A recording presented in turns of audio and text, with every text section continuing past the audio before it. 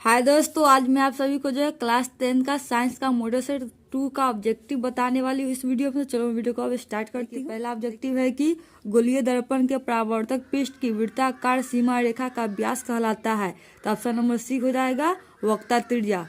निम्न में से किस दर्पण की फोकस दूरी धनात्मक होती है? ऑप्शन नंबर ए उत्तर दर्पण हो जाएगा। किस रंग का तरंगदैर्ध्य सबसे बड़ा है यानी कि सबसे अधिक है? तो ऑप्शन नंबर ए लाल हो जाएगा। किसी वस्तु का प्रतिबिंब आंख के किस भाग पर पड़ता है? तो ऑप्शन नंबर हो जाएगा ए रेटिना पर। निम्नलिखित में से किस माध्यम में प्रकाश की चाल सबसे अधिक होती है? तो ऑप्शन नंबर डी निर्वात में होती है सबसे अधिक। दूरदृष्टि वाला नेत्र साफ साफ देख सकता है। तो ऑप्शन नंबर बी दूर की वस्तुओं को। एक आभासी किरण पुंज समतल दर्पण पर आपतित होती है, परावर्तित किरण पुंज होगा।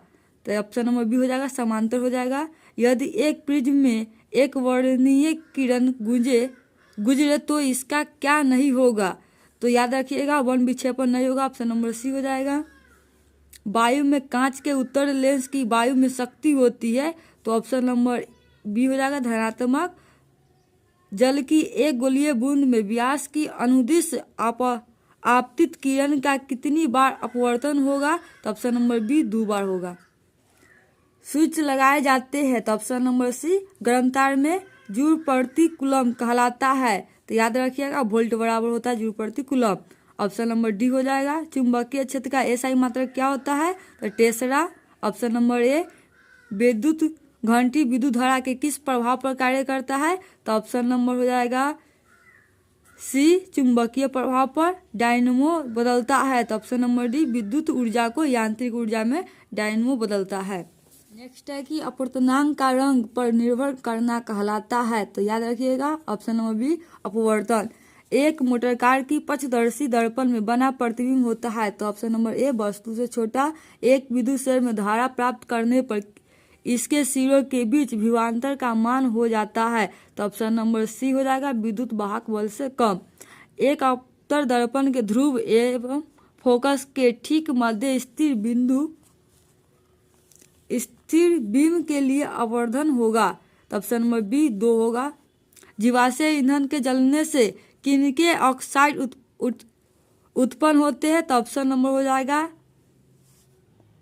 ऑप्शन नंबर डी हो जाएगा इनमें से सभी, यानी कि sulphur carbon nitrogen. Option number D इनमें से सभी। विद्युत प्रतिरोधकता का एसआई मात्रक है। तो याद रखिएगा ऑप्शन नंबर सी ओम मीटर। चुंबकीय फ्लक्स में परिवर्तन की दर का एसआई मात्रक होता है आपका वेबर। ऑप्शन नंबर सी। समान माध्यम से प्रकाश गमन करता है। ऑप्शन नंबर डी सरल रेखा में।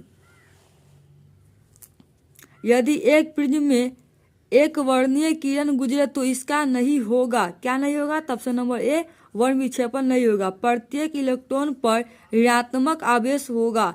ऑप्शन नंबर सी 1.6 इंटू 10 के पावर -19 कूलम, यानी 10⁻20 कूलम हो जाएगा। एक घोल नीले लिटमस पत्र को लाल कर देता है तो घोल का पीएच मान हो सकता है? तो ऑप्शन नंबर ए हो जाएगा 2 होगा, यानी कि 7 से कम, क्योंकि अम्ल जो है नीले लिटमस पत्र को लाल करता है। याद रखिएगा।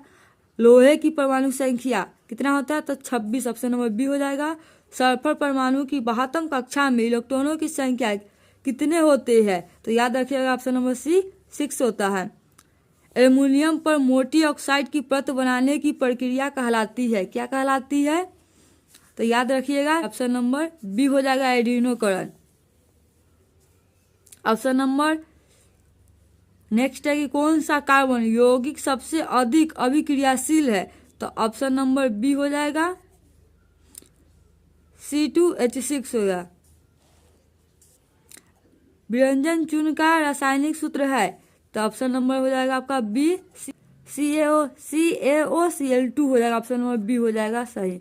रासायनिक अभिक्रिया में भाग लेने वाले पदार्थ को कहा जाता है, क्या कहते हैं? तो अभिकारक कहते हैं। रासायनिक अभिक्रिया में भाग लेने वाले पदार्थ को क्या बोलते हैं? अभिकारक बोलते हैं। टूथपेस्ट होता है, कैसा होता है? तो क्षारीय होता है। Option number A. निम्नलिखित में से कौन कार्बोक्सिलिक समूह है? तो ऑप्शन नंबर सी COOH।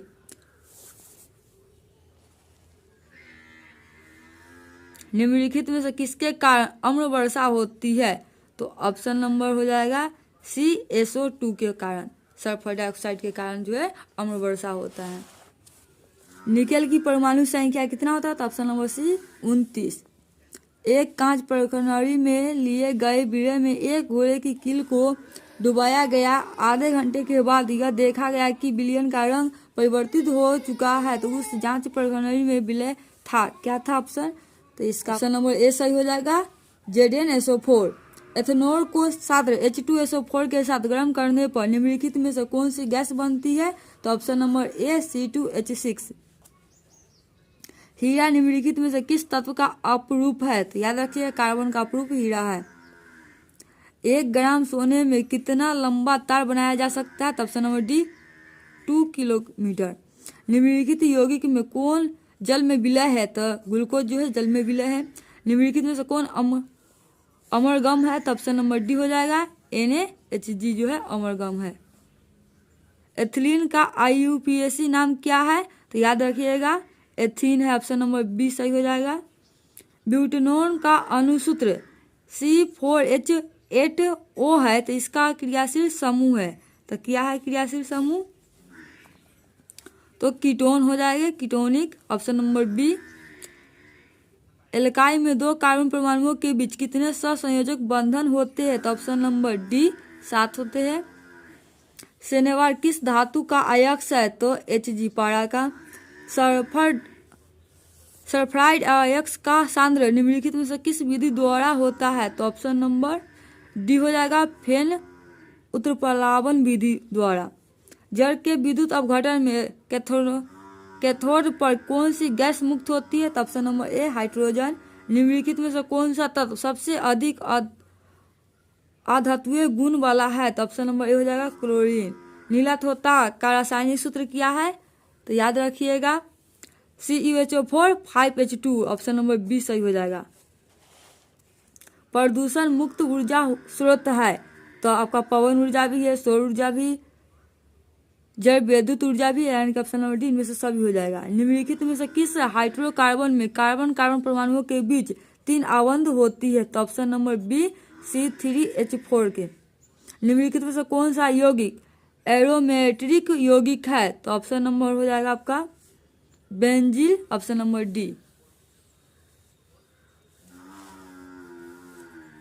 एक कक्षा में इलेक्ट्रॉनों की अधिकतम संख्या होती है, तो ऑप्शन नंबर सी हो जाएगा 2n का पावर 2n² हो जाएगा। साइटोन का आकार होता है, तो ऑप्शन नंबर बी गोलाकार होता है। निम्नलिखित में से कौन एक पादक हार्मोन नहीं है? तो option number D, option number A हो जाएगा ऑक्सीटोसिन, जो है ये आपका पादक हार्मोन नहीं है, बाकी तीनों क्या है पादक हार्मोन है आपका। यूरिया रक्त में कहाँ प्रवेश करता है? तो याद रखिएगा यकृत में, ऑप्शन नंबर बी हो जाएगा सही। किसी परिस्थिति तंत्र का एक जैव परिघटन हो सकता है, तो याद रखिएगा ऑप्शन नंबर बी हो जाएगा कवक। नर युग्मक तथा मादा युग्मक के संयोजन से बनता है आपका जाइगोट, ऑप्शन नंबर बी। पादप अपशिष्ट संचित रहते हैं, तो कोशिका रक्तिकाओं में, पत्तियों में, छाल में, ऑप्शन नंबर डी इनमें सभी में होता है। सामान्य अनुशीतरण रक्तदाब होता है, ऑप्शन नंबर डी 80 mm। मनुष्य, बिल्ली तथा चमगादड़ के अग्रपाद है आपका समजात अंग है। पादप में फ्लोएम उत्तरदायी है आपका जड़ संवहन के लिए या एमिनो अम्ल संवहन के लिए, या इसका सही जवाब हो जाएगा ऑप्शन नंबर डी भोजन संवहन के लिए जो है आपका पादप में फ्लोएम उत्तरदायी है, ऑप्शन नंबर डी इसका सही हो जाएगा। एक व्यस्क मनुष्य में कितने दांत होते हैं? तो याद रखिएगा 32, ऑप्शन नंबर सी। एरोजन क्या है? तो ये आपका जो है नर लिंग हार्मोन है, ऑप्शन नंबर ए हो जाएगा। न्यूरॉन का वह हिस्सा जहां जानकारी हासिल की जाती है, तो ऑप्शन नंबर सी हो जाएगा डेंड्राइट। आनुवंशिकता का सिद्धांत किसने प्रस्तावित किया था? तो option number C Gregor John Mendel ने। प्रकाश संश्लेषण की प्रकाश अभिक्रिया निर्भर करती है, ऑप्शन नंबर जल पर, सूर्य की रोशनी पर, क्लोरोफिल पर, या इनमें से सभी, तो ऑप्शन नंबर डी इनमें से सभी पर। गुर्दे में उत्पादित मूत्र मूत्राशय में जाता है, यानी कि किडनी में जो उत्पादित मूत्र मूत्राशय में जाता है। ऑप्शन नंबर ए मूत्र मार्ग से या मूत्रवाहिनी से। ऑप्शन नंबर सी हो जाएगा ए बी दोनों से।